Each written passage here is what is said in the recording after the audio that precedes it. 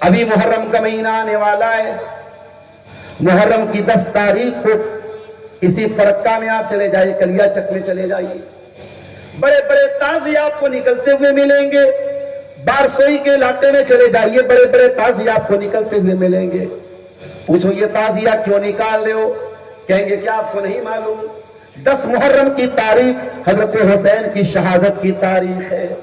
ارے نادان, اگر 10 محرم کی تاریخ حضرت حسین کی شہادت کی تاریخ ہے اور تو اس نے ان کا تازیہ نکال رہا ہے کہ اس دن ان کی شہادت ہوئی, تو پھر تو 18 ذی الحجہ کو عثمان غنی کے نام کا بھی ایک تازیہ نکال.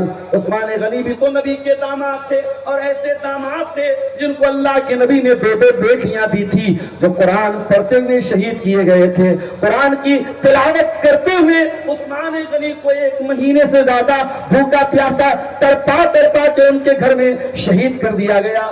ان کے سر کو الگ کر دیا گیا, ان کی تاڑی نوچی گئی, ان کی بیوی بچانے آئی, بیوی کی انگلیاں کٹ گئیں. میرے پیارے ساتھیوں, اگر تازیہ ہی نکالنا ہے تو پھر 18 ذی الحجہ کو بھی ایک تازیہ نکلنا چاہیے حضرت عثمان غنی کے نام کا. ایک تازیہ 1 محرم کو بھی نکلنا چاہیے. 1 محرم کی تاریخ حضرت عمر فاروق کی شہادت کی تاریخ ہے. وہ عمر فاروق جن کا انتقال ہوا تو 52 لاکھ اسکوائر میل کے دائرے پر ان کی حکومت تھی. وہ عمر فاروق جن کے دور حکومت میں اسلام دنیا کے چپے چپے تک پہنچ گیا.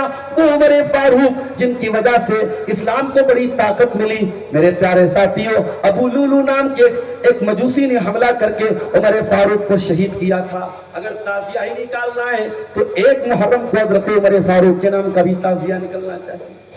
کتنے تازیے نکالا؟ اسلام کی تاریخ شہیدوں کے خون سے رنگین ہے. میرے پیارے ساتھی, کیلنڈر کی کوئی تاریخ خالی نہیں ملے گی جس دن کوئی نہ کوئی اللہ کا نیک بندہ شہید نہ ہو. میرے پیارے ساتھیوں, آج محرم جیسا مہینہ جو اسلامی کیلنڈر کا پہلا مہینہ ہے, اور دنیا کی ہر قوم اپنے نئے سال کا استقبال نئی امیدوں کے ساتھ کرتی ہے, نئے جوش کے ساتھ کرتی ہے, نئے ولولے کے ساتھ کرتی ہے. مگر یہ مسلمان کیسی قوم ہے جو اپنے نئے سال کا ویلکم کالا کپڑا پہن کر کے کرتی ہے, یا حسین کی آوازیں دے کے کرتی ہے. ان کے گھروں میں تازیہ نکلتا ہے. کتنے مسلمان ہیں جن کے گھروں میں محرم کی 10 تاریخ کے پہلے گوشت نہیں بنتا, کوئی میٹھی چیز نہیں بنتی, 10 تاریخ کے پہلے کوئی اچھا کام نہیں ہوتا. کتنے مسلمان ہیں جو محرم کے مہینے میں شادی تک نہیں کرتے ہیں. ان سے پوچھو کیوں کرتے ہو؟ کہتے 10 محرم بڑا غم کا مہینہ ہے, محرم میں اللہ کے نبی کے نواسے شہید ہوئے تھے. اور آپ آگے دیکھیے, حضرت حسین کی شہادت کب ہوئی؟ 10 محرم سن 61 ہجری, نبی کے انتقال کے 50 سال کے بعد. کربلا کے واقعے میں حضرت حسین کو دردناک طریقے سے شہید کیا گیا, مگر حضرت حسین کی شہادت میں کسی صحابی کا کوئی ہاتھ نہیں. لیکن آپ غور کیجئے میرے پیارے ساتھیوں, یہی محرم کا مہینہ آتا ہے اور ایک فرقہ ایسا بھی ہے جو حضرت حسین کی شہادت کو بنیاد بناتا ہے اور صحابہ کرام پر تبرہ کرتا ہے, صحابہ کرام کو برا بھلا کہتا ہے. کبھی حضرت ابو بکر کو برا کہتا ہے, کبھی حضرت عمر کو برا کہتا ہے, کبھی عثمان غنی کو برا کہتا ہے, کبھی حضرت عائشہ کو برا کہتا ہے, کبھی حضرت معاویہ کو برا بھلا کہتا ہے, کبھی حضرت عمرو بن عاص کو برا بھلا کہتا ہے. کل حزب بما لدیہم فرحون. قرآن کہتا ہے یہ امت فرقوں میں بٹ جائے گی اور ہر فرقہ اپنے عقیدے پہ جم جائے گا. لوگ قرآن اور حدیث کو فالو نہیں کریں گے, لوگ اپنے اپنے بزرگوں کے اور اپنے اپنے مولویوں کے بتائے ہوئے دین کو فالو کریں گے. میرے پیارے ساتھیوں, امت کا یہ اختلاف آج امت کو دیمک کی طرح چاٹ رہا ہے, امت کو کمزور کر رہا ہے. آج اتنا بڑا ملک ہے اور کروڑوں مسلمان ہیں, اور آئے دن ایسی گھٹنائیں ہو رہی ہیں جن کو دیکھ کر کے آپ اور ہم پریشان ہوتے ہیں. مگر ہماری قوم میں نہ کوئی اتحاد ہے, نہ کوئی لیڈرشپ ہے, نہ کوئی آدمی ہے جس کو ہم کھڑا کر کے اپنی بات رکھ سکیں. میرے پیارے ساتھیوں, اتحاد پیدا کیجئے. آنے والا وقت بہت نازک ہے, آپ کے بچوں کے لیے بھی بہت نازک ہے, آپ کی لڑکیوں کے لیے بھی بہت نازک ہے, آپ کی نوجوان نسل کے لیے بھی بہت نازک ہے. اگر آپ نے ابھی سے اپنے آپ کو प्रिपेयर नहीं किया, ज़हनी तौर पर, ईमानी तौर पर अपने आप को मजबूत नहीं किया, अपने ईमान और अकीदे की हिफाजत नहीं की, आने वाले दौर में अपने ईमान की हिफाजत मुश्किल हो जाएगी मेरे साथियों।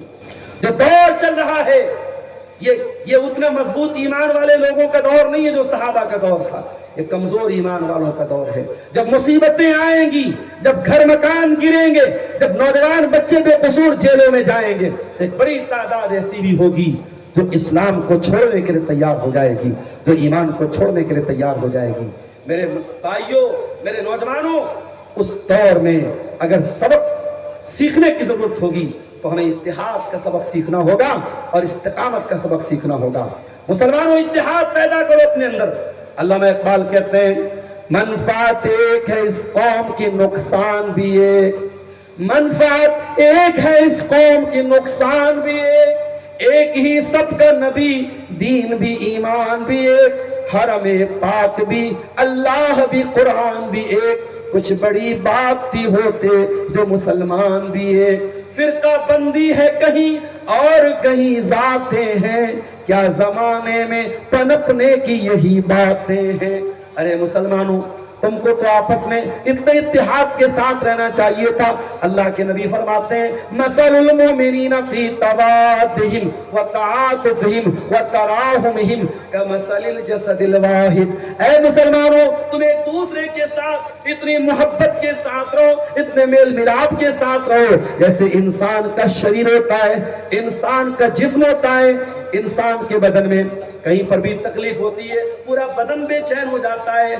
ऐ मुसलमानों, तुम्हें आपस में इतना हमदर्द होना चाहिए, एक दूसरे का इतना हमदर्द होना चाहिए। एक और हदीस में अल्लाह के नबी फरमाते हैं, मुसलमानों, तुम्हारी मिसाल उस इमारत की तरह होनी चाहिए, कल बुनियान यशुद्द बाज़ुहु बाज़ा, इमारत का एक हिस्सा दूसरे हिस्से को ताकत देता है।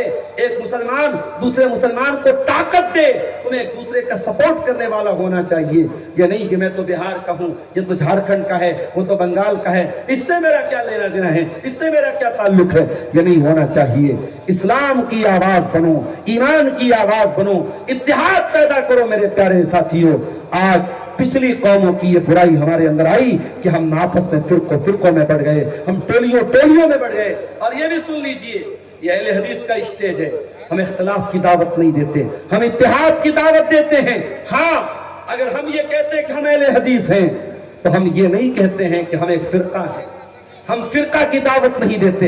हम कहते आओ रब के कुरान की तरफ आओ और मुस्तफा के फरमान की तरफ आओ।